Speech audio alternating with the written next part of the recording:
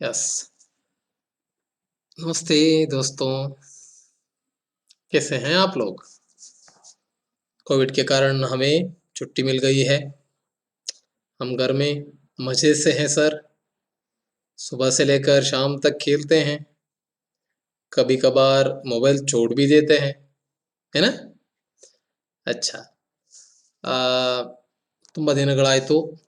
ಮತ್ತೆ ಈ ಕೋವಿಡ್ ಸಾಂಕ್ರಾಮಿಕ ರೋಗದ ಉಲ್ಬಣತೆ ಹೆಚ್ಚಾಗ್ತಾ ಇರೋದು ಕಾಣಿಸ್ತಾ ಇದೆ ನಮಗೆ. ಹಾಗಾಗಿ ಸರ್ಕಾರ ಎಲ್ಲರ ಸುರಕ್ಷತೆಯ ಕ್ರಮವಾಗಿ ನಿಮಗೆಲ್ಲ ಏನು ಮಾಡಿದೆ, ರಜೆಯನ್ನು ಘೋಷಣೆ ಮಾಡಿದೆ.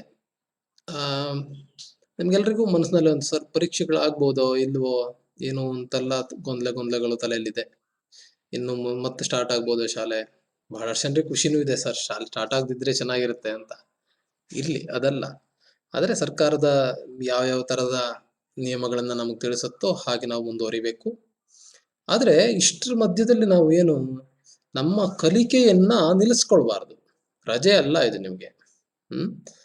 ನೀವು ಕಲಿಕೆ ಅನ್ನೋದು ಹೇಗಿದೆ ಅಂತಂದ್ರೆ ಪೂರ್ಣ ಪ್ರಮಾಣದಲ್ಲಿ ನಿರಂತರವಾಗಿರಬೇಕು. ಅದು ಸ್ಟ್ರಕ್ ಆಯಿತು ಅಥವಾ ಸ್ಟಾಪ್ ಆಯಿತು ಅಂತಾದರೆ ನಮಗೆ ಕಲಿಯೋದ್ರ ಕಡೆ ಆಸಕ್ತಿ ಕಡಿಮೆ ಆಗ್ಬಿಡುತ್ತೆ. ಹಾಗಾಗಿ ನೈಮಿತ್ತಿಕವಾಗಿ ಕಲಿಕೆ ಮುಂದುವರಿಸಬೇಕು ಅನ್ನೋ ಉದ್ದೇಶ ಇಟ್ಕೊಂಡು ಏನು ನಮ್ಮದು ಪೋರ್ಷನ್ಸ್ ಕವರ್ ಆಗಿಲ್ವೋ ಕೆಲವೊಂದಷ್ಟು ಪಾಠಗಳು 3-4 ಪಾಠಗಳಿವೆ, ಅದನ್ನು ಮುಗಿಸೋ ಪ್ರಯತ್ನವನ್ನು ನಾವಿನ್ನು ವಿಡಿಯೋ ಮೂಲಕ ಮಾಡ್ತೇವೆ. ಸೊ ಅದರಲ್ಲಿ ನಿಮ್ಗೆ ಇನ್ಸ್ಟ್ರಕ್ಷನ್ ಕೊಟ್ಟಿರ್ತೇವೆ ಹೇಗೆ ಓದಿ ಏನು ಬರೀರಿ, ಯಾವ ರೀತಿಯಾಗಿ ನಮಗದನ್ನು ತಲುಪಿಸಬೇಕು ಅನ್ನೋದನ್ನೆಲ್ಲ ಹೇಳಿರ್ತಾರೆ. ಸೊ ಆ ರೀತಿಯಾಗಿ ನೀವು ಅದನ್ನ ಮಾಡಬೇಕು. ಆಟಗಳನ್ನ ಅಥವಾ ಏನು ಮನೋರಂಜನೆಯನ್ನ ಇಟ್ಕೊಳ್ಳಿ, ಅದರ ಜೊತೆಗೆ ಪೂರ್ಣ ಅದರಲ್ಲೇ ತೊಡಕೊಳ್ಬೇಡಿ. ಪಾಠವನ್ನು ಓದಬೇಕು, ಬರವಣಿಗೆಯ ಕಾರ್ಯವೂ ಕೂಡ ಆಗಬೇಕು. ಸೊ ನಾವು आज हम क्या पढ़ेंगे? वृक्ष प्रेमी तिम्मक्का। यह जो है 11वां पाठ है आपके कक्षा में, तो इस पाठ को हम आज पढ़ेंगे. तो ऐसा है ना, कर्नाटक में ऐसा कोई भी नहीं है जो बच्चा तिम्मक्का का नाम न सुना हो. तिम्मक्का है ना, सभी लोग तिम्मक्का के नाम सुने हैं, सभी, लगभग सभी लोग. क्यों इतना प्रसिद्ध है तिम्मक्का जी? वृक्ष प्रेमी है वो. पाठ का शीर्षक ही वैसा है ना, वृक्ष प्रेमी. वृक्ष यानी पेड़, मरा उसको प्यार करने वाले, उससे प्यार करने वाली, वृक्ष प्रेमी तिम्मक्का, यह नाम है तिम्मक्का. ಪದ್ಮಶ್ರೀ ಪ್ರಶಸ್ತಿ ಪುರಸ್ಕೃತವಾದಂತಹ ಮಹಿಳೆ ಈಕೆ. ಭಾರತೀಯ ಪರಂಪರಾಗತ ಒಂದು ಸಾಂಪ್ರದಾಯಿಕ ಪದ್ಧತಿಯ ಜೀವನವನ್ನ ನಡೆಸಿಕೊಂಡು ಬಂದಂತಹ ತಿಮ್ಮಕ್ಕ. ಇವಳ ಗಿಡಮರಗಳ ಮೇಲಿನ ಪ್ರೇಮ ಅವಳದ್ದು ಎಷ್ಟು ಅಪಾರವಾಗಿತ್ತು ಅನ್ನೋದನ್ನ ನಿಮಗೆ ತಿಳಿಸ್ಕೊಡ್ಬೇಕು. ನಿಮ್ಮಲ್ಲಿಯೂ ಕೂಡ ಆ ಗಿಡಮರಗಳ ಮೇಲೆ ಅಷ್ಟೇ ಒಂದು ಆಸಕ್ತಿ ಬೆಳಿಬೇಕು. ಅದು ನಮ್ಮಂತೆಯೇ ಜೀವಿಸ್ತವೆ ಅನ್ನೋದು ಗೊತ್ತಾಗಬೇಕು. ಅವುಗಳ ಜೊತೆಗೆ ನಮ್ಮ ಬಾಳು ನಡಿಬೇಕು ಅನ್ನೋ ಒಂದು ಎಲ್ಲ ಉದ್ದೇಶ ಇಟ್ಕೊಂಡು ಇವರದ್ದೇ ಒಂದು ಮಾದರಿ ಇವರು ನಮಗೆ ಇವರ ಮೇಲಿನ ಒಂದು ಪಾಠವನ್ನ ನಿಮಗೆ ಈ ವರ್ಷ ಕೊಟ್ಟಿದ್ದಾರೆ. तो देखते हैं क्या है. सालू मरदा तिम्मक्का का नाम आज कर्नाटक के कोने कोने में व्याप्त है. सालू मರದ ಕನ್ನಡ ಶಬ್ದ है ये, ಹಿಂದಿ ಶಬ್ದ नहीं है. ಪ್ರಸಿದ್ಧ ಹೆಸರು ಅದು. ಸಾಲು ಮರದ ತಿಮ್ಮಕ್ಕ ಅನ್ನೋದೇ ಪ್ರಸಿದ್ಧ ಹೆಸರು. ಹಾಗಾಗಿ ಅದನ್ನು ಹಿಂದಿಯಲ್ಲಿ ಹಾಗೆ ಇಟ್ಟಿದ್ದಾನೆ. ಸಾಲು ಮರ, ಮರದ ಸಾಲು, ಸಾಲು ಮರ ಅಲ್ವಾ. ನೇರವಾಗಿ ಸಾಲಿನಲ್ಲಿ ಗಿಡವನ್ನ ನೆಟ್ಕೊಂಡು ಹೋದವಳು ಈ ತಿಮ್ಮಕ್ಕ. ಈ ಹೆಸರು ಕರ್ನಾಟಕಕ್ಕೆ ಕೋನೆ ಕೋನೆ, ಕರ್ನಾಟಕದ ಮೂಲೆ ಮೂಲೆಗಳಲ್ಲಿಯೂ ಕೂಡ ವ್ಯಾಪ್ತ, ಹರಡಿರುವಂತಹ ಹೆಸರಾಗಿದೆ. कर्नाटक सरकार ने उन्हें इतने सारे पुरस्कारों से सम्मानित किया है कि समाज सेवा के क्षेत्र में यह महिला एक मिसाल बन गई है. कर्नाटक ಸರ್ಕಾರವು उन्हें ಅವರಿಗೆ ಇತನೇ ಸಾರೆ ಪುರಸ್ಕಾರೋं से ಇಷ್ಟೊಂದು ಪ್ರಶಸ್ತಿಗಳನ್ನ ನೀಡಿ ಸನ್ಮಾನಿಸಿದೆ ಅಂತಂದ್ರೆ ಅದರಿಂದ ಸಮಾಜ ಸೇವಾಕ್ಕೆ ಕ್ಷೇತ್ರ, ಒಂದು ಸಮಾಜ ಸೇವೆಯ ಕ್ಷೇತ್ರ, ಸಾಮಾಜಿಕ ಸೇವೆ, ಯಾವುದು ಸ್ವಾರ್ಥ ಇಲ್ಲ, ಮತ್ತೊಬ್ಬರ ಒಳಿತಿಗಾಗಿ ಮಾಡುವಂತಹ ಕೆಲಸ ಸಮಾಜ ಸೇವೆ, ಸಮಾಜಕ್ಕಾಗಿ ನನ್ನ ಪ್ರಯತ್ನ ಅಂತ ಸಮಾಜ ಸೇವೆ ಕ್ಷೇತ್ರದಲ್ಲಿ. ಈ ಮಹಿಳೆಯ ನೋಳು ಏನಿದ್ದಾಳೆ, ಏಕ್ ಮಿಸಾಲ್, ಮಿಸಾಲ್ ಶಬ್ದ ಅರ್ಥ ಹೇ ಒಂದು ಹೆಗ್ಗುರುತು ಅಂತಂದ್ರೆ ಒಂದು ಚಿಹ್ನೆ, ಅದೊಂದು ಏನು ಮಾಡೆಲ್ ಆಗಿ ನಿಂತಿದೆ, ಒಂದು ಗಟ್ಟಿಯಾದಂತಹ ಸ್ಮಾರಕದ ತರಹದಲ್ಲಿ. ತಿಮ್ಮಕ್ಕ ಅನ್ನುವಂತ ಹೆಸರು ಕೇಳಿದ ತಕ್ಷಣ ಇವಳು ಸಮಾಜ ಸೇವೆ, ಗಿಡ ಮರಗಳನ್ನು ನೆಟ್ಟಂತವಳು, ಪರಿಸರಕ್ಕಾಗಿ ಜೀವನ ಮಾಡದಂತವಳು, ಎಲ್ಲರಿಗಾಗಿ ಬದುಕದಂತವಳು ಅಂತ ಗೊತ್ತಾಗುವಂತಹ ಮಹಿಳೆ ಈಕೆ. इस आदर्श महिला के जीवन के बारे में हम कितना जानते हैं? ಸರಿ, ನಾವು ಇಷ್ಟ ಹೆಸರನ್ನ ಕೇಳಿದ್ದೇವೆ ಸರ್, ಸಾಲು ಮರದ ತಿಮ್ಮಕ್ಕ. ಇವಳು ಈ ಒಂದು ಜೀವನದ ಬಗ್ಗೆ ನಮಗೆ ಎಷ್ಟಪ್ಪ ಗೊತ್ತಿದೆ ಹಾಗಾದ್ರೆ? ಆಯಿ ನೋಡೋಣ ಬನ್ನಿ. ಏನಂತ? ग्रामीण प्रदेश के गरीब परिवार में जन्म लेने वाली एक अनपढ़ महिला के उदात्त व्यक्तित्व एवं कार्य का ಪರಿಚಯ ಪಾವೆ. ಬನ್ನಿ ನೋಡೋಣ. ಒಂದು ಗ್ರಾಮೀಣ ಪ್ರದೇಶದಲ್ಲಿ, ಓಕೆ, ಅತ್ಯಂತ ಒಂದು ಊರಿನಲ್ಲಿ, ಸಣ್ಣ ಊರಿನಲ್ಲಿ, ಪೇಟೆಯೂ ಅಲ್ಲ, ಒಂದು ಗರೀಬ್ ಪರಿವಾರ ಮೇ, ತುಂಬಾ ಬಡ ಪರಿವಾರದಲ್ಲಿ, ಜನ್ಮ ಲೇನೆ ವಾಲಿ, ಜನ್ಮವನ್ನ ಪಡೆದುಕೊಂಡಿರುವಂತಹ, ಏಕ್ ಅನ್ಪಡ್ ಮಹಿಳಾ, ಒಬ್ಬ ಅನ್ಪಡ್, ಪಡ್ನ ಓದೋದಲ್ವಾ, ಅನ್ಪಡ್ ಅಂತಂದ್ರೆ ಅನಕ್ಷರಸ್ತೆ, ಅನಕ್ಷರಸ್ಥ ಮಹಿಳೆ. ಅನ್ಪಢ್ ಮಹಿಳಾ ಕೆ ಉದಾತ್ತ, ಉದಾತ್ತ ಅಂತಂದ್ರೆ ಧಾರಾಳವಾದಂತಹ, ಏನೂ ಸ್ವಾರ್ಥವಿಲ್ಲದಂತಹ ಉದಾತ್ತ ವ್ಯಕ್ತಿತ್ವವನ್ನ, ಅವಳ ಕಾರ್ಯವನ್ನ ನಾವು ಕಾರ್ಯದ ಪರಿಚಯವನ್ನ ನಾವು ಪಾವೆ, ಪಡೆದುಕೊಳ್ಳೋಣ. ಬಹುವಚನದಲ್ಲಿದೆ ಪಾವೆ, ಮೇಲ್ಗಡೆ ಒಂದು ಬಿಂದು ಇದೆ ನೋಡಿ. ಪಾನ ಪಡೆದುಕೊಳ್ಳೋದು, ಪಾವೆ ಪಡೆದುಕೊಳ್ಳೋಣ ಅಂತ ಹೇಳ್ತಾ ಇದ್ದಾನೆ. ಸರಿ, ತಿಮ್ಮಕ್ಕನ ಜೀವನ ಹೇಗಿತ್ತು? ತಿಮ್ಮಕ್ಕನ ಜೀವನ. ತಿಮ್ಮಕ್ಕ का जन्म तुमकूरू जिला गुब्बी तालुका में एक छोटे से गांव में, उस गांव का नाम है कक्केनहल्ली, हल्ली कन्नड़ में हल्ली में हुआ. ತಿಮ್ಮಕ್ಕಳ ಜನ್ಮ ನೆನಪಿಟ್ಕೊಳ್ಬೇಕು, ತುಮಕೂರು ಜಿಲ್ಲೆ, ತುಮಕೂರು ಜಿಲ್ಲೆ, ಗುಬ್ಬಿ ತಾಲೂಕು, ತಾಲೂಕು ಗುಬ್ಬಿ ಅನ್ನೋದು ತಾಲೂಕು, ಅಲ್ಲಿಯ ಆ ತಾಲೂಕಿನ ಒಂದು ಸಣ್ಣ ಊರು, ಆ ಊರ ಹೆಸರೇನು? कक्केनहल्ली, कक्केनहल्ली, वहां पर उनका जन्म होता है. तो उनके पिता चिक्करंगैया और माता विजयम्मा थे. उनके पिता का नाम है चिक्करंगैया और माता का विजयम्मा. इन दोनों के पुत्री हैं ये. तिम्मक्का इनकी 6 संतानों में से, 6, 5 जो है 6 से 6, 5 ಸಂತಾನೋ ಮೇ, ಸಾರಿ 6 ಸಂತಾನಗಳಲ್ಲಿ, 6 ಮಕ್ಕಳಲ್ಲಿ, ಮೇಸೆ ಏಕ್ ಥೀ, ಒಬ್ಬಳಾಗಿದ್ದಳು. सरी, तिम्मक्का के माँ बाप मेहनत मजदूरी करते हुए अपना पेट पालते थे. ತಿಮ್ಮಕ್ಕಳ ತಂದೆ ತಾಯಿಯರು ಏನ್ ಮಾಡ್ತಾ ಇದ್ರು? ಮೆಹನತ್ ಮಜದೂರಿ, ಮೆಹನತ್ ಅಂತಂದ್ರೆ ಪರಿಶ್ರಮ, ಮಜದೂರಿ ಅಂತಂದ್ರೆ ಮತ್ತೊಬ್ಬರ ಮನೆಯಲ್ಲಿ ದುಡಿಯೋದು ಅಥವಾ ಕಷ್ಟಪಟ್ಟು ದುಡಿಯುವಂತದ್ದು ಮಜದೂರಿ. ಶ್ರಮ ವಹಿಸಿ ದುಡಿಯುವಂತಹ ಕೆಲಸವನ್ನ ಮಾಡಿ ಏನ್ ಮಾಡ್ತಾ ಇದ್ರು? ಅಪನ ಪೇಟ್ ಪಾಲ್ತೇತಿ. ಪೇಟ್ ಪಾಲ್ನಾ ಒಂದು ಮುಹಾವರೆ ತರಹದ್ದು. ಪೇಟ್ ಪಾಲ್ನಾ ಜೀವನ್ ನಿರ್ವಹಣ ಕರ್ನ, ಹೊಟ್ಟೆ ತುಂಬಿಸ್ಕೊಳ್ಳೋದು, ಜೀವನ ಮಾಡೋದು.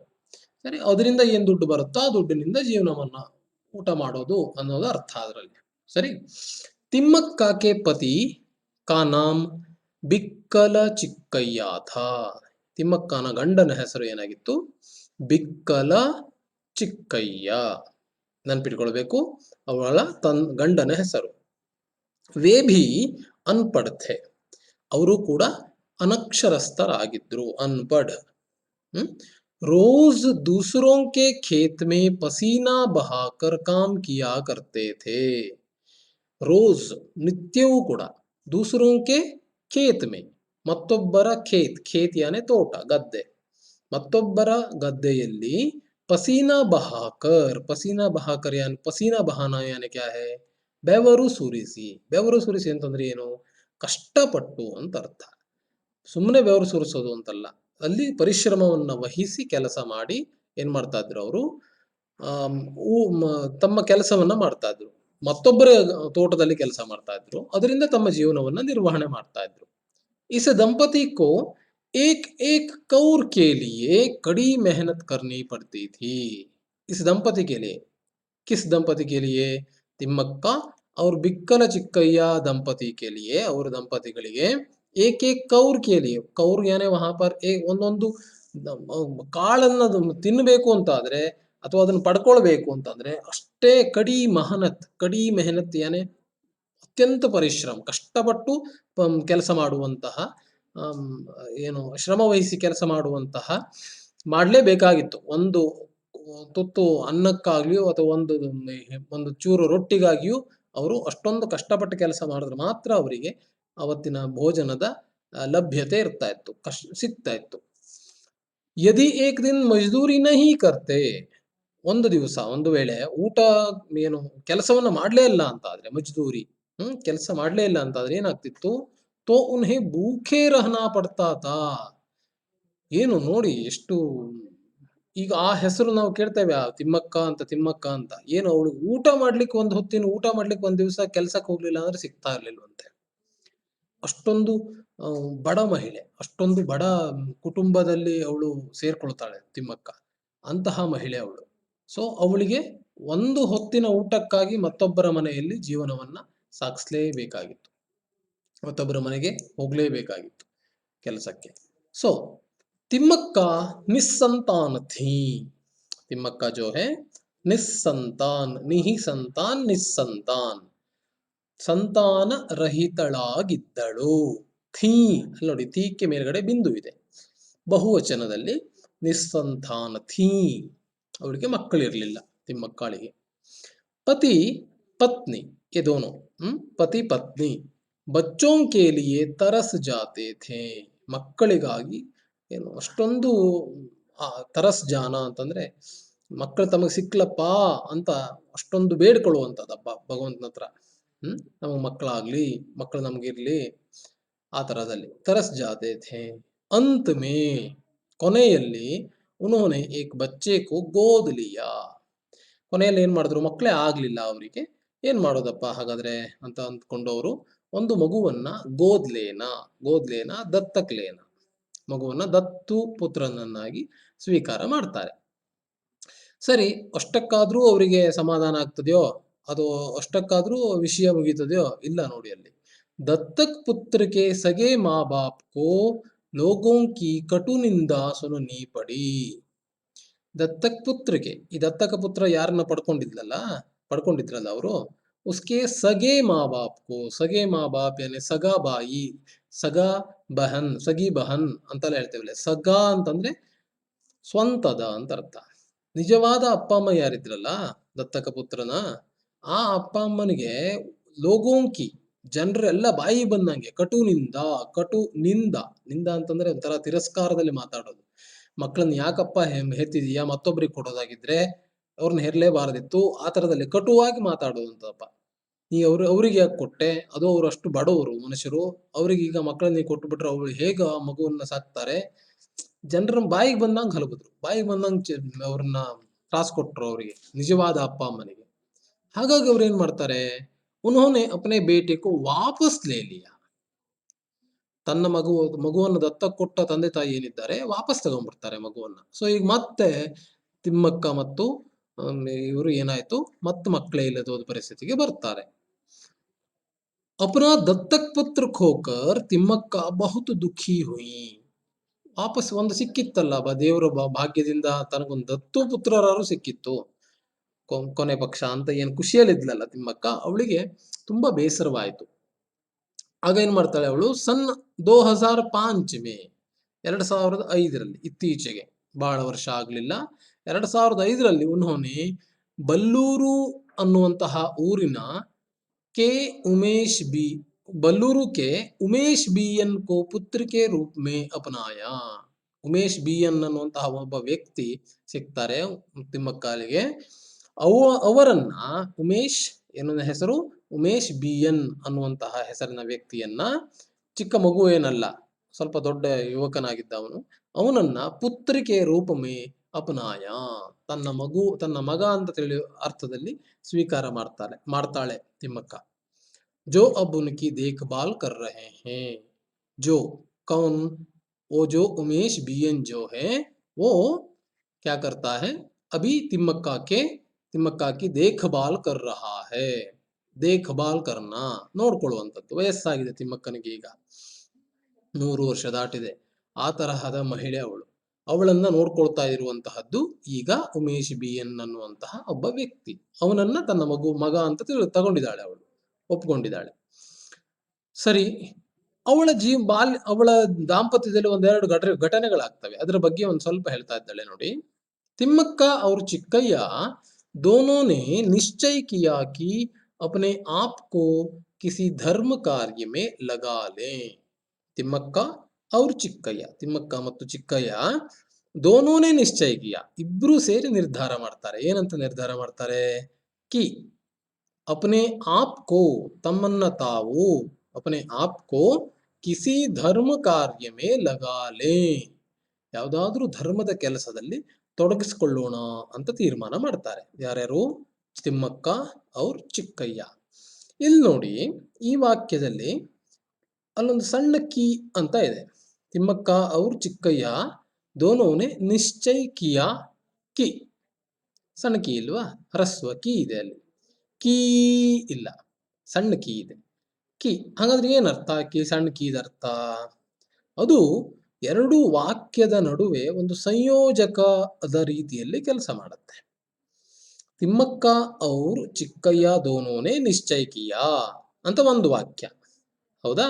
ನಿಶ್ಚಯಿಕಿಯ, ನಿರ್ಧಾರವನ್ನ ಮಾಡಿದರು ತಿಮ್ಮಕ್ಕ ಮತ್ತು ಚಿಕ್ಕಯ್ಯ ಅನ್ನೋದು ಒಂದು ವಾಕ್ಯ. ಎರಡನೇದೇನು ವಾಕ್ಯ? ಅಪನೆ ಆಪ್ ಕೋ ಕಿಸಿ ಧರ್ಮ ಕಾರ್ಯ ಮೇ ಲಗಾಲೆ, ತಮ್ಮನ್ನ ತಾವು ಯಾವುದೋ ಒಂದು ಧರ್ಮದ ಕೆಲಸದಲ್ಲಿ ತೊಡಗಿಸ್ಕೊಳ್ಬೇಕು ಅಂತ ನಿರ್ಧಾರ ಮಾಡಿದ್ರು. ಇಲ್ಲಿ ಮಧ್ಯದಲ್ಲಿ ಆ ಎರಡು ವಾಕ್ಯಗಳನ್ನ ಸೇರಿಸುವ ಮಧ್ಯದಲ್ಲಿ ನೋಡಿ ಆ ಕೀಯ ಪ್ರಯೋಗ ಆಗ್ತಾ ಇದೆ. ಅದು ಯಾವ ಕೀ? ಸಣ್ಣ ಕೀ. ಸೊ ಇದನ್ನ ನೀವು ತುಂಬಾ ಯಾವಾಗಲೂ ಓದುವಾಗ ನೆನಪಿಟ್ಕೊಂಡು ಹೋಗ್ಬೇಕು. ಹ್ರಸ್ವ ಕೀ ಎಲ್ಲೆಲ್ಲಿ ಪ್ರಯೋಗ ಆಗ್ತಾ ಹೋಗ್ತಾ ಇದೆ, ದೊಡ್ಡ ಕೀ ಎಲ್ಲೆಲ್ಲಿ ಬರ್ತದೆ, ಅದರ ಮೇಲೆ ರಾಶಿ ಗಮನ ಇಟ್ಕೊಳ್ಬೇಕು. ಹ್ರಸ್ವ ಕೀ ಅವ್ರ ದೀರ್ಘ ಕೀ ಅನ್ನುವಂಥದ್ದು ನಾವು ವಿಭಕ್ತಿಯಲ್ಲಿ ಓದಿದ್ದೇವೆ. ಕಾರಕದಲ್ಲಿ ಷಷ್ಠಿ ಸಂಬಂಧ ಕಾ ಕೆ ಕೀ ಅ ಅಂತ ಹೇಳ್ತೇವಲ್ವ, ಆ ಅರ್ಥದಲ್ಲಿ ಕೀ ಅನ್ನೋದು ಬರುತ್ತೆ. ಇಲ್ಲಿ ಸಣ್ಣ ಕೀ ಬರುತ್ತೆ. ಈ ಸಣ್ಣ ಕೀ ಒಂದು ಯೋಜಕ ಕೆ ರೂಪಮೇ ಪ್ರಯೋಗ ಹೋತಾ ಹೈ. ಅದನ್ನ ನಾನು ಮುಂದಿನ ಕ್ಲಾಸ್ನಲ್ಲಿ ಇನ್ನೂ ಜಾಸ್ತಿಯ ಪ್ರಮಾಣದಲ್ಲಿ ಹೇಳ್ಕೊಡ್ತೇನೆ. ಆದ್ರೆ ಅದನ್ನು ಗಮನಿಸಿ ಓದುವಾಗ, ಎಲ್ಲಿ ಸಣ್ಣ ಕೀ ಬಂತು, ಎಲ್ಲಿ ದೊಡ್ಡ ಕೀ ಬಂತು ಅನ್ನೋದನ್ನ. ಸರಿ, ಮುಂದೇನಾಗುತ್ತೆ? ಉನ್ಕೆ ಗಾಂವ್ ಕೆ ಪಾಸ್ ಹಿ ಶ್ರೀ ರಂಗಸ್ವಾಮಿ ಕಾ ಮಂದಿರ್ ಥಾ. ಅವರ ಊರಿನ ಹತ್ತಿರದಲ್ಲೇ ಏನಿತ್ತು? ಒಂದು ರಂಗಸ್ವಾಮಿಯ ಮಂದಿರವಿತ್ತು. ಶ್ರೀರಂಗಸ್ವಾಮಿ ಕೃಷ್ಣ ಭಗವಂತ, ಅವನ ದೇವಸ್ಥಾನ ಇತ್ತು. ಸೊ ಏನ್ ಮಾಡ್ತಾರೆ ಅವರು? ಜಹಾ, ಅಲ್ಲಿ ಹರ್ ಸಾಲ್, ಪ್ರತಿ ವರ್ಷ ಮೇಲಾ ಲಗ್ತಾ ಥಾ. ಮೇಲಾ ಯಾನೆ ಉತ್ಸವ್, ಮೇಲಾ ಯಾನೆ ಜಾತ್ರೆ ಆಗ್ತಾ ಇತ್ತು ಪ್ರತಿ ವರ್ಷ. ಇದು ತುಮಕೂರು ಜಿಲ್ಲೆಯಲ್ಲಿರುವಂಥದ್ದು. ಅಲ್ಲಿ ಜಾತ್ರೆ ಆಗುವಾಗ ವಹಾ ಆನೆ ವಾಲೆ ಜಾನುವರೋಂ ಕೆ ಲಿಯೇ ಪೀನೆ ಕಾ ಪಾನಿ ಕಾ ಇಂತಜಾಮ್ ಕಿಯಾ. ಅಲ್ಲಿ ಬರುವಂತಹ ಜಾನುವರ್, ಪ್ರಾಣಿಗಳು ಯಾವ್ಯಾವ್ದಿದ್ದಾವೋ ಅವುಗಳಿಗೆ ಕುಡಿಯುವ ನೀರಿನ ವ್ಯವಸ್ಥೆಯನ್ನ, ಇಂತಜಾಮ್ ಶಬ್ದಕ ಅರ್ಥ ಹೈ ವ್ಯವಸ್ಥಾ, ಅದನ್ನ ಇವರು ಮಾಡಿದ್ರು. ಏನು ಜಾತ್ರೆಗೆ ಸರ್ ನಾವು ಜನರು ಹೋಗ್ತೇವೆ, ದನ ಹೋಗ್ತವ್ಯೋ ಅಂತ ಕೇಳ್ಬೋದು ಪ್ರಶ್ನೆಯನ್ನ. ಇಲ್ಲಿ ಬಹಳಷ್ಟು ಕಡೆಗಳಲ್ಲಿ ಜಾನುವಾರದ್ದೇ ಜಾತ್ರೆ ಆಗುತ್ತೆ, ಗೊತ್ತಿದ್ಯಾ? ತುಂಬಾ ಸಾವಿರಾರು ದನಕರಗಳನ್ನ ತಂದಿಟ್ಕೊಂಡಿರ್ತಾರೆ. ಅಲ್ಲಿ ವ್ಯಾಪಾರ ಆಗುತ್ತೆ, ಕೊಡುಕೊಳ್ಳುವಿಕೆ ಆಗುತ್ತೆ ದನಗಳದ್ದು. ಇನ್ನು ಎಷ್ಟೋ ಕಡೆ ಅವಳ ಸಂದರ್ಭದಲ್ಲಿ ಬಸ್ಸಿನ ವ್ಯವಸ್ಥೆ ಇಲ್ಲದೆ ಇದ್ದಿರಬಹುದು. ಎತ್ತಿನ ಗಾಡಿಯನ್ನ ಕಟ್ಕೊಂಡು ಬರ್ತಾರೆ. ಎತ್ತುಗಳನ್ನ ಅಲ್ಲೇ ಜಾತ್ರೆಯಲ್ಲಿ ಒಂದೆರಡು ದಿವಸ ಅಲ್ಲೇ ಉಳಿತಾರೆ. ಬಂದ ದನಕರಗಳಿಗೆ ನೀರು ಬೇಕಲ್ಲ, ಹಾಗಾಗಿ ಆ ದನಕರಗಳಿಗೆ ಕುಡಿಯುವ ನೀರಿನ ವ್ಯವಸ್ಥೆಯನ್ನ ಈ ಗಂಡ ಹೆಂಡತಿ ತಿಮ್ಮಕ್ಕ ಅವ್ರ ಚಿಕ್ಕಯ್ಯ ಏನ್ ಮಾಡ್ತಾರೆ ಅಂತಂದ್ರೆ ವ್ಯವಸ್ಥೆಯನ್ನ ಮಾಡ್ತಾರೆ. ಆ ಚಿತ್ರದಲ್ಲಿ ಚೆನ್ನಾಗಿ ತೋರಿಸಿದ್ದಾರೆ ನೋಡಿ. ಕುಡಿಲಿಕ್ಕೆ ಬೇಕಾದಂತಹ ನೀರನ್ನ ಒದಗಿಸ್ಕೊಡ್ತಾ ಇದ್ದಾರೆ. ತಲೆ ಮೇಲೆ ಹೊತ್ಕೊಂಡು ತಂದು ಕುಡಿಲಿಕ್ಕೆ ವ್ಯವಸ್ಥೆ ಮಾಡಿದ್ದಾರೆ. ಅದೊಂದು ಧರ್ಮದ ಕೆಲಸ. ಯಾಕೆ? ಅವು ಹಸ್ಕೊಂಡಿರುವಂತಹ ಜಾನುವಾರುಗಳು, ಮೂಕ ಜಾನುವಾರುಗಳು, ಅವಕ್ಕೆ ಬಾಯಿ ಇರುತ್ತೋ ಇಲ್ಲ, ಅಂದ್ರೆ ಆಸರ ಆಯ್ತು ಅಂತ ಹೇಳಲಿಕ್ಕೆ ತಿಳಿಯುತ್ತಾ? ಇಲ್ಲ. ಕುಡಿಯಕ್ಕೆ ಬೇಕು ಅಂದ ತಕ್ಷಣ ಕುಡಿತವೆ ಹೋಗಿ. ಆ ತರಹದ ಪ್ರಾಣಿಗಳಲ್ವಾ ಅವು. ಹಾಗಾಗಿ ಅವುಗಳಿಗೆ ಒಳ್ಳೆಯದಾಗ್ಲಿ ಅನ್ನೋ ಉದ್ದೇಶದಿಂದ ಅವಳು ಏನ್ ಮಾಡಿದ್ಲು, ಕುಡಿಯುವ ನೀರಿನ ವ್ಯವಸ್ಥೆಯನ್ನ ಮಾಡಿದ್ಲು. ಇದೊಂದು ಅತ್ಯಂತ ಉತ್ತಮವಾದಂತಹ ಧರ್ಮದ ಕೆಲಸ. ನಾವು ಆ ತರದ್ ಮಾಡ್ಬೇಕು. ಇನ್ನೆಲ್ಲ ಬೇಸಿಗೆ ಬರ್ಲಿಕ್ಕೆ ಪ್ರಾರಂಭವಾಯ್ತು. ತುಂಬಾ ಸೆಕೆ ಇದೆ. ಹಕ್ಕಿ ಪಕ್ಷಿಗಳಿಗೆ ಕುಡಿಲಿಕ್ಕೆ ನೀರಿರೋದಿಲ್ಲ. ಆ ಅವುಗಳಿಗೆ 4 ಕಾಳು ಅಕ್ಕಿಯನ್ನ ಹಾಕೋದು, ಕುಡಿಲಿಕ್ಕೆ ನೀರು ಕೊಡೋದು, ಇದೆಲ್ಲ ಒಳ್ಳೆಯ ಕೆಲಸಗಳು. ನೀವು ಒಂದು ಎಕ್ಸಾಕ್ಟ್ ಪ್ಲೇಸ್ ಅನ್ನ ಮಾಡಿಕೊಂಡು ಮನೆಯಿಂದ ಹೊರಭಾಗದಲ್ಲಿ ಅಲ್ಲಿ ಪ್ರತಿನಿತ್ಯ 4 ಅಕ್ಕಿ ಕಾಳನ್ನು ಅಥವಾ ಪ್ರತಿನಿತ್ಯ ಒಂದು ಸಣ್ಣ ಮಡಿಕೆಯಲ್ಲಿ ನೀರನ್ನು ಇಟ್ಟು ನೋಡಿ. ಪ್ರತಿನಿತ್ಯ ಇಡಬೇಕು. ಅವು ಮೊದಲು 10-15 ದಿವಸ ಅವು ಬರೋದಿಲ್ಲ, ಹಕ್ಕಿ ಪಕ್ಷಿಗಳು ಅದನ್ನು ತೆಗೆದುಕೊಂಡು ತಿನ್ಲಿಕ್ಕೆ. ಅದು ಆ ನಂತರ ಬರ್ತವೆ. ಯಾಕಂದ್ರೆ ಅವಕ್ಕೆ ಸ್ವಲ್ಪ ಅನುಮಾನ, ಡೌಟ್ ಇರುತ್ತೆ. ಯಾರು ಏನಾದ್ರು ಮಾಡಿಬಿಟ್ರೆ, ಹಿಡಿದು ಬಿಟ್ರೆ ಅಂತ. ದಿವಸ ನೀವು ಆ ಕೆಲಸ ಮಾಡ್ಲಿಕ್ಕೆ ಪ್ರಾರಂಭ ಮಾಡಿದ್ರೆ ದಿವಸ ಒಂದದನ್ನ ತಿಂದುಕೊಂಡು ಹೋಗ್ತವೆ, ನೀರನ್ನ ಕುಡಿದುಕೊಂಡು ಹೋಗ್ತವೆ. ಹಾಗಾಗಿ ಅವುಗಳಿಗೆ ಸಹಾಯವಾಗುವ ಹಾಗೆ ನಾವು ಕೂಡ ಒಂದಷ್ಟು ಧರ್ಮದ ಕೆಲಸವನ್ನ ಮಾಡಬಹುದು. ಆ ತರದ ಚಿಕ್ಕ ಚಿಕ್ಕ ಕೆಲಸಗಳನ್ನ ನೀವು ಮಕ್ಕಳು ದೊಡ್ಡ ಕೆಲಸವನ್ನ ನಿಮ್ಮಿಂದ ಆಗೋದಿಲ್ಲ, ಚಿಕ್ಕ ಚಿಕ್ಕ ಕೆಲಸವನ್ನ ಮಾಡಿ ನೋಡಿ. ಒಂದು ಖುಷಿ ಇರುತ್ತೆ, ಒಂದು ತೃಪ್ತಿ ಸಿಗತ್ತೆ ಅದರಲ್ಲಿ. ಸೊ ಏನಾಯ್ತು ನಂತರದಲ್ಲಿ, ತಿಮ್ಮಕ್ಕನೇ ರಾಸ್ತೆಗೆ ದೋನೋ ಓರ್, ತಿಮ್ಮಕ್ಕಾಳು ರಸ್ತೆಯ ದೋನೋ ಎರಡೂ ಕಡೆ, ಓರ್ ಅನ್ನೋ ಶಬ್ದ ನೋಡಿ, ಇಲ್ಲ ಔರಲ್ಲ ಶಬ್ದ, ಓರ್ ಒಂದೇ ಗೆರೆ. ಓರ್ ಅಂತಂದ್ರೆ ಕಡೆ ಅಂತ ಅರ್ಥ.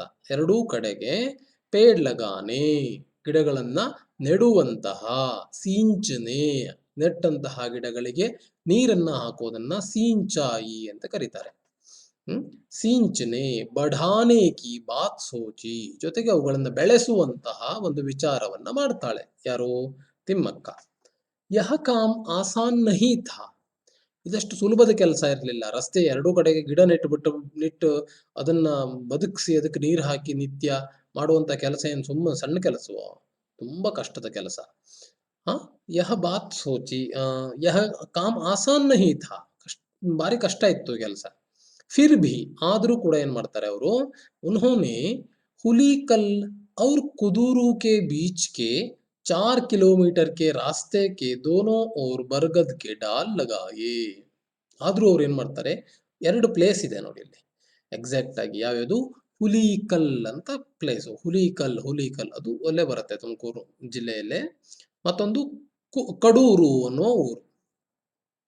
ಹುಲಿಕಲ್ ಮತ್ತು ಕಡೂರಿನ ಮಧ್ಯದ ಬೀಚ್ ಕಾ 4 ಕಿಲೋಮೀಟರ್ಗೆ ರಾಸ್ತೆ, 4 ಕಿಲೋಮೀಟರ್ ಮಧ್ಯದಲ್ಲಿ ರಸ್ತೆ ಬರುತ್ತೆ. ಆ 4 ಕಿಲೋಮೀಟರ್ ಏನಿದೆ, ಈ ರಸ್ತೆಯ ದೋನೋ ಓರ್ ಎರಡೂ ಕಡೆಗೂ ಏನ್ ಮಾಡ್ತಾರೆ, ಬರ್ಗದ್ ಯಾನೆ ಆಲದ ಗಿಡ. ಬರ್ಗದ್ ಕಾ ಪೇಡ್ ಅಂತಂದ್ರೆ ಆಲದ ಗಿಡ. ಈ ಆಲದ ಗಿಡವನ್ನ ಉಸ್ಕೆ ಡಾಲ್ ಲಗಾಯೆ, ಅದರ ಕೊಂಬೆಯನ್ನ ನೆಟ್ಟು ಗಿಡವನ್ನ ಮಾಡ್ಲಿಕ್ಕೆ ಪ್ರಾರಂಭ ಮಾಡಿದ್ದವು. उन पेड़ों को भेड़ बकरियों से रक्षा करने की व्यवस्था की. उन पेड़ों को, ಆ ಗಿಡಗಳನ್ನ, ಬೇಡ್ ಬಕರಿಯಾ, ಈ ಕುರಿ ಮತ್ತು ಟಗರು ಇದರದಿರುತ್ತಲ್ಲ, ಬಕರಿ ಅಂತಂದ್ರೆ ಕುರಿ, ಬೇಡ್ ಬಕರಿಯೋಂಕೋ, ಅವುಗಳಿಂದ ರಕ್ಷಣೆ ಮಾಡುವಂತಹ ಒಂದು ವ್ಯವಸ್ಥೆಯನ್ನ ಕೂಡ ತಿಮ್ಮಕ್ಕ ಮಾಡ್ತಾಳೆ. ಇಲ್ಲದವರು ಚಿಕ್ಕ ಗಿಡ ಇರುವಾಗ ಬಂದು ಎಲೆಯನ್ನ ತಿಂದು ಬಿಡ್ತವೆ ಆ ಕುರಿಗಳು ಆಡುಗಳು, ಏನ್ ಮಾಡ್ತವಲ್ವಾ. ಹಾಗಾಗಿ ಅವುಗಳನ್ನ ರಕ್ಷಣೆ ಮಾಡುವಂತಹ ಕೆಲಸವನ್ನ ಕೂಡ ಇವಳು ಮಾಡಿದಳು. ಏನು ಎಷ್ಟು ಗಿಡ ನೆಟ್ಲು ಹಾಗಾದ್ರೆ? ಪಹಲೆ ಸಾಲ್ 10, ಮೊದಲನೇ ವರ್ಷ ಅವಳು 10 ಗಿಡ ನೆಟ್ಲಂತೆ. ಎಲ್ಲೆಲ್ಲಿ? ಕಡೂರು ಮತ್ತು ಹುಲಿಕಲ್ಲಿನ ಮಧ್ಯದ 4 ಕಿಲೋಮೀಟರ್ ರಸ್ತೆಯ ಆ ಕಡೆ ಈ ಕಡೆ ಎರಡೂ ಕಡೆ. ಪಹಲೆ ಸಾಲ್ 10 ಗಿಡವನ್ನ ನೆಟ್ಲು ಫಸ್ಟ್ ವರ್ಷ. ತನ್ನ ಹತ್ರ ಮಾಡ್ಲಿಕ್ಕೆ ಆಗತ್ತೆ ಅನ್ನೋದೊಂದು ಧೈರ್ಯ ಬಂತು ಆಗ, 10 ಗಿಡ ನೆಟ್ಟ ನಂತರ. ದೂಸರೇ ಸಾಲ್ 15, ಅದಕ್ಕೂ ಮುಂದಿನ ವರ್ಷ ಮತ್ತು 15 ಗಿಡವನ್ನ ಎಕ್ಸ್ಟ್ರಾ ಹಾಕಿದ್ಲು. और तीसरे साल 90 पेड़ लगाए. 90 ಯಾನೆ 90 ಗಿಡಗಳನ್ನ. ಅದಕ್ಕೂ ನೆಕ್ಸ್ಟ್ ಮೂರನೇ ವರ್ಷಕ್ಕೆ, ಅಂದ್ರೆ ಬಚಾವ್ ಮಾಡಬಹುದು, ನೀರ್ ಹಾಕ್ಬಹುದು ಅನ್ನೋದು ಗೊತ್ತಾದ ನಂತರದಲ್ಲಿ, ಕಷ್ಟಪಟ್ಟು ಗಿಡವನ್ನು ಬೆಳೆಸಬಹುದು ಅನ್ನೋದು ಗೊತ್ತಾದ 90 ಗಿಡ ನೆಟ್ಟಿದ್ಲು. ಉನ್ಹೆ ಅಪನೆ ಬಚ್ಚೋಂ ಕಿ ತರಹ ಪ್ರೇಮ್ ಸೆ ಪಾಲಾ ಪೋಸಾ, ಆ ಗಿಡಗಳನ್ನ ಉನ್ಹೆ ಕ್ಯಾ ಕಿಯಾ, ಅಪನೆ ಬಚ್ಚೋಂ ಕಿ ತರ, ತನ್ನ ಮಕ್ಕಳ ರೀತಿಯಲ್ಲಿ, ಪ್ರೇಮ್ ಸೆ ಪ್ರೀತಿಯಿಂದ, ಪಾಲಾ ಪೋಸ ಪೋಷಣೆಯನ್ನ ಮಾಡಿದ್ಲು ಅವಳು. ನೀರ್ ಹಾಕಿದ್ಲು, ಬೇಲಿ ಕಟ್ಟಿದ್ಲು, ಗಿಡ ಮರಗಳನ್ನ ರಕ್ಷಣೆ ಮಾಡಿದ್ಲು. ಯಹ ಕಾಮ್ ನಿರಂತರ 10 ಸಾಲು ತಕ್ ಚಲ್ತಾ ರಹಾ. ಯಹ ಕಾಮ್, ಈ ಕೆಲಸವನ್ನ ಎಷ್ಟು ವರ್ಷ ಮಾಡಿದ್ಲು ಅವಳು? ನಿರಂತರ, ಕಂಟಿನ್ಯೂಸ್ ಆಗಿ 10 ವರ್ಷಗಳ ಕಾಲ ನೀರ್ ಹಾಕಿ ಅವಳ ರಕ್ಷಣೆ ಮಾಡ್ಲಿಕ್ಕೆ ಅವಳು ನಿಂತ್ಕೊಂಡ್ಳು. ನೋಡಿ ಸುಲಭದ ಕೆಲಸ ಅದು. 1 ವರ್ಷ ನೆಟ್ಟ ಮಾಡ್ದ ಬಿಟ್ಟ ಮುಗೀತು ಅಂತಲ್ಲ. ಇದನ್ನ ಬಚಾವ್ ಮಾಡಿ ಗಿಡ ನೆಡೋದಕ್ಕೂ ದೊಡ್ಡ ಕೆಲಸವಲ್ಲ. ಯಾವಾಗ್ಲೂ ನೆಟ್ಟು ಬಿಡಬಹುದು. ನೆಟ್ಟು ಗಿಡವನ್ನ ರಕ್ಷಣೆ ಮಾಡೋದು, ಅದಕ್ಕೆ ಆಹಾರ ಕೊಡೋದಿದೆಯಲ್ಲ, ಅದು ದೊಡ್ಡ ಶ್ರಮ. ಅದನ್ನ ಶ್ರದ್ಧೆಯಿಂದ ಮಾಡದ್ಲು ಅವಳು. 10 ವರ್ಷ ಮಾಡದ್ಲು. पेड़ राहगीरों को छाया देने के साथ साथ पक्षियों को पक्षियों के आश्रयधाम भी बन गए. ಈ ಗಿಡಗಳೇನಾಯ್ತು, ರಾಹಗಿರೋಂಕು, ರಾಹಗಿರ್ ಯಾನೆ ಪ್ರಯಾಣಿಕ, ರಸ್ತೆಯಲ್ಲಿ ಸಾಗುವವನು. ಆ ರಸ್ತೆಯಲ್ಲಿ ಸಾಗುವವರಿಗೆ ಛಾಯಾ ದೇನೆಕೆ ಸಾಥ್ ಸಾಥ್, ಛಾಯಾ ಅಂತಂದ್ರೆ ಬೆಳಕು, ಛಾಯಾ ಅಂತಂದ್ರೆ ನೆರಳು ಅಂತ ಅರ್ಥ. ನೆರಳನ್ನ ಕೊಡ್ತು ಹೋಗುವವರಿಗೆ ಬರುವವರಿಗೆ. ಅದರ ಜೊತೆಯಲ್ಲಿ ಪಕ್ಷಿಗಳಿಗೂ ಕೂಡ ಒಂದು ಆಶ್ರಯ ಧಾಮ ಅಂತಂದ್ರೆ ಗ್ರಹ, ಮನೆ, ಒಂದು ಆಶ್ರಯಕ್ಕೆ ಮನೆಯಾಗಿ ನಿಂತುಕೊಳ್ತು. ಎಲ್ಲ ಅನೇಕ ಪಕ್ಷಿಗಳು ಅದರ ಆಹಾರವನ್ನು ಕೂಡ, ಹಣ್ಣು ಬಿಡ್ಲಿಕ್ಕೆ ಹಣ್ಣದ ತಕ್ಷಣ ಆಲದ ಮರಕ್ಕೆ ಬಹಳಷ್ಟು ಹಕ್ಕಿಗಳು ಬರ್ತವೆ. ಆ ಗಿಡದ ಮೇಲೆ ಗೂಡು ಕಟ್ಕೊಳ್ಲಿಕ್ಕೂ ಆಗುತ್ತೆ. ಆ ರೀತಿಯಾಗಿ ಬಹಳಷ್ಟು ಪಕ್ಷಿಗಳಿಗೆ ಅದೊಂದು ಮನೆಯಾಗಿ ನಿಂತ್ಕೊಂಡಿದೆ ಈಗ. ತಿಮ್ಮಕ್ಕ ಕೆ ಜೀವನ್ ಮೇ ಮುಸೀಬತ್ ಕಿ ಘಡಿಯಾ ಶುರು ಹುಯಿ. ತಿಮ್ಮಕ್ಕಾಳ ಜೀವನದಲ್ಲಿ ಮುಸೀಬತ್, ಸಂಕಷ್ಟಗಳ ಘಡಿಯಾ, ಸಮಯ ಅನ್ನೋದೇನಿದೆ, ಘಡಿಯಾ, ಓಕೆ, ಟೈಮ್, ಗಡಿ ಅಂತಂದ್ರೆ ಸಮಯ ಅಂತ ಅರ್ಥ. ಸಮಯ ಕೆಟ್ಟದ್ದು ಅವಳ ಜೀವನದಲ್ಲಿ ಪ್ರಾರಂಭವಾಗುತ್ತೆ. ಹೇಗೆ? ತಿಮ್ಮಕ್ಕಾಕೆ ಪತಿ ಕಿ ತಬೀಯತ್ ಖರಾಬ್ ಹುಯಿ. ತಿಮ್ಮಕ್ಕಾಳ ಗಂಡನ ತಬೀಯತ್, ಸ್ವಾಸ್ಥ್ಯ, ಆರೋಗ್ಯ, ಖರಾಬ್ ಹೋನ, ಕೆಟ್ಟದಾಗಿ ಏನಾಗುತ್ತೆ, ಹಾಳಾಗ್ಲಿಕ್ಕೆ ಪ್ರಾರಂಭವಾಗುವಂಥದ್ದು. ಬುರಿ ಹಾಲತ್ ಮೇ, ಕೆಟ್ಟ ಪರಿಸ್ಥಿತಿಯಲ್ಲಿ, ಬುರಿ ಹಾಲತ್ ಅಂತಂದ್ರೆ ಪರಿಸ್ಥಿತಿ, ಕೆಟ್ಟ ಪರಿಸ್ಥಿತಿಯಲ್ಲಿ ಚಿಕ್ಕಯ್ಯ ಚಲ್ಬಸೆ, ಅವನಿಗೆ ತುಂಬಾ ಅನಾರೋಗ್ಯ ಆಗೋಯ್ತು. ಚಿಕ್ಕಯ್ಯ ತೀರ್ಕೊಳ್ತಾನೆ. ಈಗ ತೀರ್ಕೊಂಡ್ರೆ ಈಗ ನಮ್ಮ ತಿಮ್ಮಕ್ಕಳಿಗೆ ಯಾರೂ ಇಲ್ಲ, ಅವಳೊಬ್ಬಳೇ ಆಗ್ಬಿಟ್ಟಿದ್ದಾಳೆ. ದತ್ತಕ ಪುತ್ರನನ್ನು ರಿಟರ್ನ್ ತಗೊಂಡೋಗಿದ್ದಾರೆ ಅವರು ತಂದೆ ತಾಯಿ, ನಿಜವಾದ ತಂದೆ ತಾಯಿ. ಸೊ ಇವಳೊಬ್ಬಳೆ. ತಿಮ್ಮಕ್ಕ ಅಕೇಲಿ ಪಡ್ಗಯಿ, ತಿಮ್ಮಕ್ಕ ಏನಾದ್ಲು, ಈಗ ಒಬ್ಬಳೇ ಆಗ್ಬಿಟ್ಲು. ಫಿರ್ ಭಿ ಹಿಮ್ಮತ್ನ ಹಾರಿ, ಆದ್ರೂ ಕೂಡ ಏನ್ ಮಾಡಿದ್ಲು, ತನ್ನ ಒಂದು ಧೈರ್ಯವನ್ನ, ಹಿಮ್ಮತ್ಯಾನೆ ಧೈರ್ಯ, ಧೈರ್ಯಕ್ಕೂ ನ ಛೋಡಿ, ಬಿಡ್ಲಿಲ್ಲ ಅವಳು, ಅದನ್ನ ಹೆದರ್ಲಿಲ್ಲ, ಧೃತಿಗಡ್ಲಿಲ್ಲ. ಅವ್ರ ಅಪನೆ ಕಾರ್ಯ ಮೇ ತಲ್ಲೀನ ರಹಿ, ಮತ್ತು ಅಪನೆ ಕಾರ್ಯ ಮೇ, ತನ್ನ ಕೆಲಸದಲ್ಲಿ ಏನ್ ಮಾಡಿದ್ಲು ಅವಳು, ತಲ್ಲೀನ, ತತ್ ಪ್ಲಸ್ ಲೀನ, ತಲ್ಲೀನ, ಏನು, ಅವಳು ಅದರಲ್ಲೇ ಮಗ್ನರಾಗಿ ಇರ್ಲಿಕ್ಕೆ ಪ್ರಾರಂಭ ಮಾಡಿದ್ಲು. ಅದನ್ನೇ ತನ್ನ ಜೀವನ ಅಂತ ಭಾವಿಸ್ಲಿಕ್ಕೆ ಪ್ರಾರಂಭ ಮಾಡಿದ್ಲು, ಗಂಡ ತೀರ್ಕೊಂಡ್ರು ಕೂಡ. ತಿಮ್ಮಕ್ಕ ನೆ ಅಬ್ ತಕ್ 8000 से भी अधिक पेड़ लगाए हैं. ಇಷ್ಟದ್ರೊಳಗಡೆ ಜೀವನದಲ್ಲಿ ತಿಮ್ಮಕ್ಕ ಎಷ್ಟು ಗಿಡ ನೆಟ್ಟಿರ್ಬೋದು? 8000ಕ್ಕೂ ಹೆಚ್ಚಿನ ಗಿಡಗಳನ್ನ ನೆಟ್ಟಿದ್ದಾಳೆ. अब हमारी कर्नाटक सरकार ने उन पेड़ों की रक्षा करने का बीड़ा उठाया है. अब ಈಗ ಏನ್ ಮಾಡಿದೆ ನಮ್ಮ ಕರ್ನಾಟಕ ಸರ್ಕಾರ, ಏನ್ ಮಾಡಿದೆ, ಆ ಗಿಡಗಳನ್ನ ರಕ್ಷಣೆ ಮಾಡುವಂತಹ ಜವಾಬ್ದಾರಿಯನ್ನ ಏನ್ ಮಾಡಿದೆ, ನಮ್ಮ ಸರ್ಕಾರ ವಹಿಸಿಕೊಂಡಿದೆ. ಈಗ ಅದನ್ನ ಕಾಯ್ಲಿಕ್ಕೆ ಜನರಿದ್ದಾರೆ. ತಿಮ್ಮಕ್ಕ ನೆಟ್ಟಂತಹ ಕಡೂರು ಮತ್ತು ಹುಲಿಕಲ್ ನಡುವಿನ ಗಿಡಗಳನ್ನ ಯಾರು ನಾಶ ಮಾಡಬಾರದು ಅನ್ನೋ ಉದ್ದೇಶದಿಂದ ಅದನ್ನ ನೋಡ್ಕೊಳ್ಳಿಕ್ಕೆ ಇವರಿದ್ದಾರೆ. ಈಗ ಗಾರ್ಡ್ಗಳನ್ನ ಬಿಟ್ಟಿದ್ದಾರೆ ನಾವು ಅದನ್ನು ಕಾಯ್ಲಿಕ್ಕೆ ಅಂತ. ಅಷ್ಟೊಂದು ಪ್ರಸಿದ್ಧವಾದಂತಹ ಜಾಗ, ಈಗ ಪ್ರೇಕ್ಷಣೀಯವಾದಂತಹ ಜಾಗ ಆಗಿದೆ. ಈಗ ಅದು ಸಲಾಗಿ ಇದೆ. ಆಲದ ಮರಗಳು ತುಂಬಾ ದೀರ್ಘವಾಗಿ 4 ಕಿಲೋಮೀಟರ್ ದೂರದಲ್ಲಿ, ಅದನ್ನು ಅಷ್ಟನ್ನೇ ನೋಡ್ಲಿಕ್ಕೆ ಅಂತ ಜನ ಹೋಗ್ತಾರೆ ಈಗ ಅಲ್ಲಿ. ತಿಮ್ಮಕ್ಕಾಕೋ ಉನ್ಕಿ ನಿಷ್ಠಾ ತ್ಯಾಗ ತಥಾ ಸೇವಾ ಕೆ ಲಿಯೆ, ಅವಳ ನಿಷ್ಠೆ, ಭಾರಿ ಶ್ರದ್ಧೆಯಿಂದ ಮಾಡಿದಂತಹದ್ದು. ತ್ಯಾಗ, ತನ್ನ ಜೀವನದಲ್ಲಿ ಅದು ಸ್ವಾರ್ಥ ಏನೂ ಇಲ್ಲವಲ್ಲ. ಗಿಡ ನೆಡೋದು ಅಂತಂದ್ರೆ ಏನಿದೆ, ಮತ್ತು ಅವಳಿಗೆ ಏನಾದ್ರು ಲಾಭ ಇದೆಯಾ? ಏನ್ ಲಾಭ ಇಲ್ಲ. ಅದರ ತ್ಯಾಗ, ತನ್ನ ಸಮಯವನ್ನ ಕೊಟ್ಟಿದ್ಲು ಅದಕ್ಕೆ. ಆ ತ್ಯಾಗವನ್ನ ಮತ್ತು ಸೇವೆಗಾಗಿ ಇವಳಿಗೆ ಯಾವ್ಯಾವ ಪ್ರಶಸ್ತಿ ಸಿಕ್ಕಿದೆ ನೋಡಿ. ನಾಡೋಜ ಪುರಸ್ಕಾರ, ರಾಷ್ಟ್ರೀಯ ನಾಗರಿಕ ಪುರಸ್ಕಾರ, ಇಂದಿರಾ ಪ್ರಿಯದರ್ಶಿನಿ ಪುರಸ್ಕಾರ, ವೃಕ್ಷ ಮಿತ್ರ, ವೀರ ಚಕ್ರ, ಕರ್ನಾಟಕ ಕಲ್ಪವಲ್ಲಿ, ಗಾಡ್ ಫೆಮಿಂಗ್ ಏನು ಪುರಸ್ಕಾರ, ಗಾಡ್ಫ್री फिलिप्स धैर्य पुरस्कार और विशालाक्षी पुरस्कार, डॉक्टर कारंत पुरस्कार, कर्नाटक सरकार के महिला और शिशु कल्याण विभाग के द्वारा सम्मान पत्र आदि अनेक पुरस्कार से अलंकृत किया गया है. ತುಂಬಾ ಬಹಳಷ್ಟು ಪ್ರಶಸ್ತಿಗಳು ಅವಳಿಗೆ ಈಗ ಬಂದಿದೆ. ಪದ್ಮಶ್ರೀ ಕೂಡ ಅವಳಿಗೆ ಈಗ ಸಿಕ್ಕಿದೆ. ರಾಷ್ಟ್ರಪತಿಗಳಿಂದ ಪಡ್ಕೊಂಡಂತಹ ಪದ್ಮಶ್ರೀ. ಅಷ್ಟೊಂದು ಪುರಸ್ಕಾರಗಳು ಅವಳಿಗೆ ಹೋದಲ್ಲೆಲ್ಲ ಈಗ ಅವಳನ್ನ ತುಂಬಾ ಫೇಮಸ್ ಅವಳೀಗ. ವಯಸ್ಸಾಗಿದೆ ಆದ್ರೆ ಅವಳಿಗೆ ಅಷ್ಟೊಂದು ಗೌರವಯುತವಾದಂತಹ ಜಾಗವನ್ನು ನೀಡ್ತಾರೆ ಯಾರು ಎಲ್ಲಿ ಹೋದ್ರು. ಮುಂಚೆ ಕಡು ಬಡವಳು, ಊಟಕ್ಕೆ ಮತ್ತೊಬ್ಬರ ತೋಟಕ್ಕೆ ಹೋಗಿ ಕೆಲಸ ಮಾಡಿ ಬಂದು ದುಡ್ಡಿನಲ್ಲಿ ಊಟ ಮಾಡಬೇಕಾಗಿತ್ತು. ಆ ಪರಿಸ್ಥಿತಿಯ ಮಹಿಳೆ, ಏನೂ ಇಲ್ಲದೋದಂತವಳು. ಈಗ ನೋಡಿ ಅವಳಿಗೆ ಎಲ್ಲ ಹೋದ್ರೂ ಒಂದು ಗೌರವಯುತವಾದಂತಹ ಜಾಗವನ್ನು ನೀಡ್ತಾರೆ. ಅದು ಅವಳಿಗೆ ಸಮಾಧಾನವನ್ನ ನೀಡುವಂಥದ್ದು.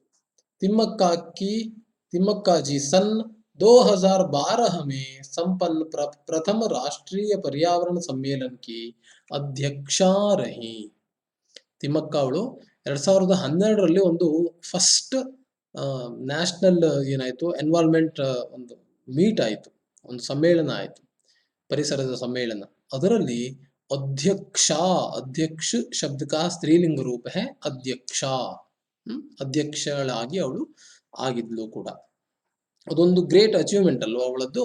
ಫಸ್ಟ್ ರಾಷ್ಟ್ರೀಯ ಪರ್ಯಾವರಣ ಸಮ್ಮೇಳನದ ಅಧ್ಯಕ್ಷೆಯಪ್ಪ, ಫಸ್ಟ್ ಅಧ್ಯಕ್ಷೆ. ಸೊ ಅದು ಗ್ರೇಟ್ ವಿಚಾರ. ಪರ್ಯಾವರಣ ಸಂರಕ್ಷಣೆಗೆ ಸಾಥ್ ಪರ್ಯಾವರಣ ಅಂತಂದ್ರೆ ಪರಿಸರ, ಅದರ ಸಂರಕ್ಷಣೆಯ ಜೊತೆಗೆ ತಿಮ್ಮಕ್ಕ ಮತ್ತೇನ್ ಮಾಡಿದಾಳೆ? ತಿಮ್ಮಕ್ಕ ಅನ್ಯ ಸಾಮಾಜಿಕ ಕಾರ್ಯ ಭೀ ಕರ್ ರಹಿ ಹೈ. ಇನ್ನು ಅನೇಕ ಸಾಮಾಜಿಕ ಕೆಲಸಗಳನ್ನ ಮಾಡ್ತಾ ಇದ್ದಾಳೆ. ಏನದು? ಅಪನೆ ಪತಿ ಕಿ ಯಾದ್ ಮೇ, ತನ್ನ ಗಂಡನ ನೆನಪಿನಲ್ಲಿ, ಯಾದ್ ಮೇ ಉನ್ಹೋನೆ ಹುಲಿಕಲ್ ಗ್ರಾಮ್ ಮೇ गरीबों की निःशुल्क चिकित्सा के लिए एक अस्पताल निर्माण करने का संकल्प किया है. ತನ್ನ ಗಂಡನ ಯಾದ್ ಮೇ ನೆನಪಿನಲ್ಲಿ ಉನ್ಹೋನೆ ಅವಳು ಹುಲಿಕಲ್ ಗ್ರಾಮೆ, ಹುಲಿಕಲ್ ಊರಿನಲ್ಲಿ ಏನ್ ಮಾಡಿದಾಳೆ? ಗರೀಬೋಂಕಿ ತುಂಬಾ ಬಡವರ, ಕಡು ಬಡವರ, ನಿಶುಲ್ಕ ದುಡ್ಡೇ ಇಲ್ಲದೆ ಬಡವರಿಗೆ ಚಿಕಿತ್ಸೆ ಸಿಗಬೇಕು. ಬಡವರಿಗೆ ದುಡ್ಡು ಕೊಡ್ಲಿಕ್ಕೆ ಸಾಧ್ಯತೆಗಳೇ ಇರೋದಿಲ್ಲ, ಕಷ್ಟಪಡ್ತಾ ಇರ್ತಾರೆ. ಆರೋಗ್ಯ ದೊರೆಯಬೇಕು, ಅವರಿಗೆ ಔಷಧೋಪಚಾರ ಸರಿಯಾಗಿ ಸಿಗಬೇಕು ಅನ್ನೋ ಒಂದು ಉದ್ದೇಶ ಇಟ್ಕೊಂಡವಳು ಒಂದು ಆಸ್ಪತ್ರೆಯ ನಿರ್ಮಾಣ ಮಾಡುವಂತಹ ಸಂಕಲ್ಪ ಮಾಡಿದಾಳೆ. ತನಗೆ ಜೋ ಭಿ ಧನರಾಶಿ ಪುರಸ್ಕಾರ ಕೆ ರೂಪ ಮೇ ತಿಮ್ಮಕ್ಕಾಕೋ ಮಿಲಿ ಹೇ, ಏನು ದುಡ್ಡು ಅವಳಿಗೆ ಈ ಅನೇಕ ಗೌರವಗಳು ಪುರಸ್ಕಾರಗಳು ಸಿಕ್ಕಿದೆಯಲ್ಲ, ಅದ್ರ ಜೊತೆಗೆ ದುಡ್ಡು ಸಿಕ್ಕಿದೆ ಒಂದಷ್ಟು. ಆ ದುಡ್ಡುಗಳು ಏನ್ ದುಡ್ಡು ಸಿಕ್ಕಿದೆಯೋ ಉಸೇ ವಹ ಸಾಮಾಜಿಕ ಕಾರ್ಯ ತಥಾ ದೀನ್ ದುಃಖಿಯೋಂ ಕಿ ಸೇವಾ ಕೆ ಲಿಯೆ ಅರ್ಪಿತ್ ಕರ್ ರಹಿ ಹೇ. ಆ ದುಡ್ಡನ್ನು ಏನ್ ಮಾಡ್ತಾ ಇದ್ದಾಳೆ? ದೊಡ್ಡ ಮನೆ ಕಟ್ಕೊಂಡು ಮಜ್ಜುವಾಗ ಕಾಲ್ ಮೇಲೆ ಕಾಲಾಗಿ ಕೂತ್ಕೊಂಡಿದ್ದಾಳ? ಇಲ್ಲ. ಆ ದುಡ್ಡು ಏನು ಬಂದಿದೆಯೋ ಆ ದುಡ್ಡನ್ನ ಸಾಮಾಜಿಕ ಕಾರ್ಯಕ್ಕೆ ಬಳಸ್ತಾ ಇದ್ದಾಳೆ, ಸಮಾಜಕ್ಕೆ ಕೊಡ್ತಾ ಇದ್ದಾಳೆ. ಮತ್ತೆ ಯಾರ ಕಷ್ಟದಲ್ಲಿದ್ದಾರೋ, ಯಾರ ದೀನರೋ, ಯಾರು ದುಃಖಿಗಳೋ ಅವ್ರಿಗೇನಾದ್ರೂ ಸಹಾಯವಾಗುತ್ತೆ ಅಂತಾದ್ರೆ ಅದಕ್ಕಾಗಿ ತನ್ನಲ್ಲಿದ್ದಂತಹ ದುಡ್ಡನ್ನ ಅವಳು ನೀಡ್ತಾ ಇದ್ದಾಳೆ. ನೋಡಿ ಎಷ್ಟು ಗ್ರೇಟ್ ಅಲ್ವಾ ಅವಳು ಮನಸ್ಥಿತಿ. ಅದ್ಭುತವಾದಂತಹ ಮನಸ್ಥಿತಿ ಅವಳದ್ದು. ಈ ತರಹದ ತಿಮ್ಮಕ್ಕ ಏನಿದ್ದಾಳೆ, ತನಗೆ ಬಂದಂತಹ ದುಡ್ಡನ್ನ ಇತರರಿಗೆ ಕೊಟ್ಟು ಒಂದು ಮಾದರಿಯಾಗಿ ನಿಲ್ತಾ ಇದ್ದಾಳೆ. ಅಪನೆ ಜೀವನ್ ಮೇ, ತನ್ನ ಜೀವನದಲ್ಲಿ ದರ್ದ್ ಅಂತಂದ್ರೆ ನೋವು, ಅವ್ರು ತಕಲೀಫ್ ಅಂತಂದ್ರೆ ತೊಂದರೆ ನೋವಿನಲ್ಲೇ ತನ್ನ ಜೀವನವನ್ನ ಕಂಡುಕೊಂಡಂತಹ ತಿಮ್ಮಕ್ಕ ಉಠಾನೇಕೆ ಬಾವಜೂದ್ ಅದನ್ನೇ ನೋಡಿದ್ರೂ ಕೂಡ, ಬಾವಜೂದ್ ಅಂತಂದ್ರೆ ಉಸ್ಕೆ ಏನು ಹಾಗಿದ್ರೂ ಕೂಡ, ಉಸ್ಕೆ ಬಾವಜೂದ್ ಹಾಗಿದ್ರೂ ಕೂಡ ಸಾರ್ಥಕ್ ಕಾರ್ಯ ಕರ್ನೆ ವಾಲಿ, ಸಾರ್ಥಕ ಅಂತಂದ್ರೆ ಅರ್ಥಕ, ಒಳ್ಳೆಯ ಅರ್ಥ ಬರುವಂತಹ ಕೆಲಸ ಮಾಡೋದು ಅಂದ್ರೆ ಒಳ್ಳೆಯ ಕೆಲಸವನ್ನ ಮಾಡುವಂತಹ ತಿಮ್ಮಕ್ಕ ವ್ಯಕ್ತಿತ್ವ ಸಬ್ಕೆ ಲಿಯೆ ಆದರ್ಶ ಹೇ. ತಿಮ್ಮಕ್ಕಳ ವ್ಯಕ್ತಿತ್ವ ಏನಿದೆ ಎಲ್ಲರಿಗೂ ಆದರ್ಶ. ಸರ್ಕಾರಿ ಸಂಸಾಧನೋं के अभाव में, ಸರ್ಕಾರಿ ಗೌರ್ಮೆಂಟ್ ಸಂಸಾಧನ್ ಅಂತಂದ್ರೆ ಫೆಸಿಲಿಟೀಸ್ ಅಂತ ಅರ್ಥ. ಸರ್ಕಾರದ ಯಾವುದೇ ಫೆಸಿಲಿಟಿ ಇಲ್ಲದೆಯೂ ಕೂಡ कोई एक ವ್ಯಕ್ತಿ, ಯಾವುದೋ ಒಬ್ಬ ವ್ಯಕ್ತಿ ಕೇವಲ ಅಪನಿ ನಿಷ್ಠಾ, ಕೇವಲ ತನ್ನಲ್ಲಿದ್ದಂತಹ ಒಂದು ಶ್ರದ್ಧೆ ನಿಷ್ಠೆಯಿಂದ ವ ಅಂತಂದ್ರೆ ಮತ್ತು ಅಂತ ಅರ್ಥ, ಶ್ರದ್ಧಾ ಕಿ ಬದೌಲತ್, ತನ್ನಲ್ಲಿರುವ ನಿಷ್ಠೆ ಮತ್ತು ಶ್ರದ್ಧೆಯ ಬದೌಲತ್, ಬದೌಲತ್ ಅಂತಂದ್ರೆ ಉಸ್ಕೆ ಕಾರಣ್, ಅದರ ಕಾರಣದಿಂದ, ಶ್ರದ್ಧೆ ಮತ್ತು ನಿಷ್ಠೆಯ ಕಾರಣದಿಂದ, ಕಿಸ್ ತರಹ, ಯಾವ ರೀತಿಯಲ್ಲಿ, ಸಾಮಾಜಿಕ ಕಾರ್ಯ ಕೆ ಲಿಯೆ, ಸಾಮಾಜಿಕ ಕೆಲಸಕ್ಕೆ, ಸ್ವಯಂ ಕೋ ಸಮರ್ಪಿತ್ ಕರ್ ಸಕ್ತಾ ಹೇ, ತನ್ನನ್ನು ತಾನು ಸಮರ್ಪಿಸಿಕೊಳ್ಳಬಹುದು ಅನ್ನುವುದಕ್ಕೆ, ಇಸ್ಕೆ ಲಿಯೆ, ಅದಕ್ಕೆ, ಅತ್ಯುತ್ತಮ ನಿದರ್ಶನ ಹೇ ತಿಮ್ಮಕ್ಕ, ಅತ್ಯಂತ ಉತ್ತಮವಾದಂತಹ ನಿದರ್ಶನ ಅಂತಂದ್ರೆ ಉದಾಹರಣೆ.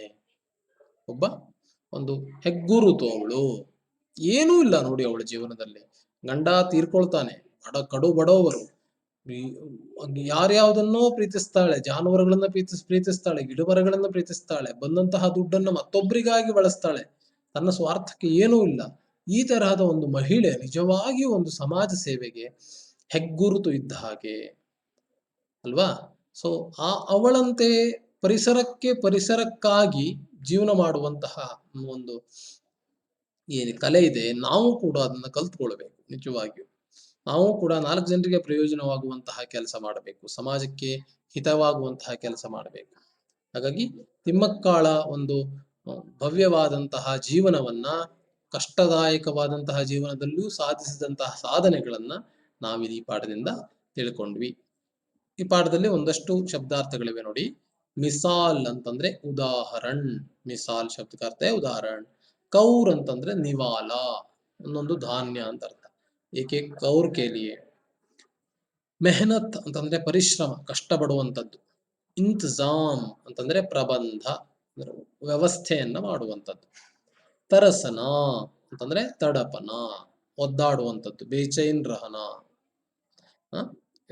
ನೆಮ್ಮದಿ ಇಲ್ಲದೆ ಇರುವಂಥದ್ದು. ರಾಹಗಿರ್ ಶಬ್ದಕ ಅರ್ಥ ಹೇ ಪಥಿಕ ಅಥವಾ ಯಾತ್ರಿ, ದಾರಿ ಹೋಕ. ಮುಸೀಬತ್ ಶಬ್ದಕ ಅರ್ಥ ಹೇ ವಿಪತ್ತಿ, ತೊಂದರೆ, ಮುಸೀಬತ್ ಅಂತಂದ್ರೆ. ತಬೀಯತ್ ಅಂತಂದ್ರೆ ಸ್ವಾಸ್ಥ್ಯ, ಆರೋಗ್ಯ. ತಕಲೀಫ್ ಶಬ್ದಕ ಅರ್ಥ ಹೇ ಕಷ್ಟ, ತೊಂದರೆ. ಬದೌಲತ್ ಅಂತಂದ್ರೆ ದ್ವಾರ, ಮೂಲಕ, ಕೃಪಾಸೆ. ಹಾಗೆ 3 ಮುಹಾವರೆಗಳು ಸಿಗ್ತವೆ ನೋಡಿ ಈ ಪಾಠದಲ್ಲಿ. ಪಸೀನಾ ಬಹಾನಾ ಯಾನೆ ಪರಿಶ್ರಮ ಕರ್ನಾ, ಹಿಮ್ಮತ್ ನ ಹಾರ್ನಾ, इसका अर्थ है ಧೀರಜ್ ರಖನಾ, ಬೀಢಾ ಉಠಾನಾ ಅಂತಂದ್ರೆ ಜಿಮ್ಮೆದಾರಿ ಲೇನಾ ಅಂತ ಅರ್ಥ. ಸೊ ಮಕ್ಕಳೇ, ಈ ಪಾಠದ ಕೊನೆಯಲ್ಲಿ ಪ್ರಶ್ನೆ ಉತ್ತರಗಳಿವೆ, ಅದನ್ನ ಸಾಲ್ವ್ ಮಾಡೋ ಪ್ರಯತ್ನ ಮಾಡಿ. ಸುಲಭ ಇದೆ ಪ್ರಶ್ನೆ ಉತ್ತರಗಳು.